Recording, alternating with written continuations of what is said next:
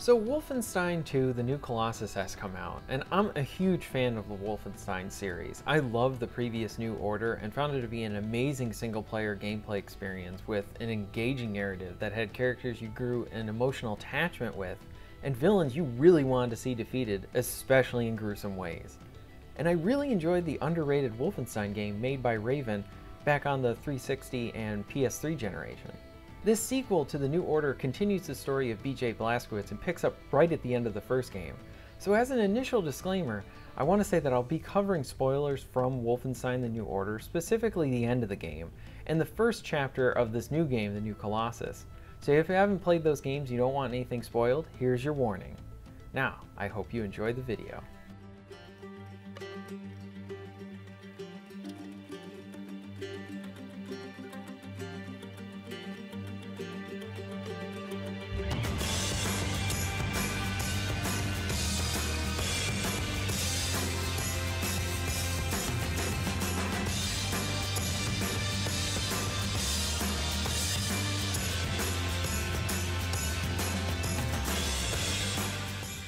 Wolfenstein II thoroughly impressed me on its first level. Not every game needs to knock it out of the park on its first level. You have many games that kind of maybe start in a bit of a shaky place or a little bit slow, and they build up to those great moments. But the benefit of being a sequel is that groundwork is already laid out for you so that you can just start out and go into those explosive moments that you want. So, following the events in the New Order, Blazkowicz is severely injured with his battle with General Deathshead, as he pretty much his face ate a grenade. So BJ's friends came and rescued him, and they get his body on board a submarine. As BJ is getting rescued and he is then recovering from his wounds, he's continually getting these flashbacks to when he was a kid. We get some really touching moments with his mother, and we kind of get exposed to a past that we've never seen before with this character. And then we get a very difficult scene to watch in this game, because we get an interaction between BJ's father and BJ's mother where he definitely appears to be an abusive father and have some very bad tendencies. She's there defending you, trying to make sure that he doesn't hurt you. Your father insults her over and over again and belittles her, and he pretty much wants to teach you, BJ, a lesson. So he hits her, and then the dog jumps in, he hits the dog, and you go for something, and the father grabs you. Meanwhile, it keeps flashing back and forth, back and forth. When they come back, the father has you basically your hand shackled, and you have a shotgun pointed at your dog. And the father's trying to make a point, saying that the old and the weak, they don't make it, they don't deserve to live, and you have to be strong. And a lot of these mentalities and a lot of these thoughts are very close to the Nazi enemies that you're actually fighting in the game. Now, what I love here is after this sequence is done, because it's a very difficult sequence to watch, but it's an important sequence, because after the flashbacks conclude, and if you decide not to kill the dog or what have you, the father does it anyway. He's a dick, I do not like the dad. But what's nice is you wake up from these flashbacks, okay? In BJ, you see him, he's severely injured, he's hurt, he's weakened. He's not as strong as he used to be. And Nazis are attacking the submarine that you're on.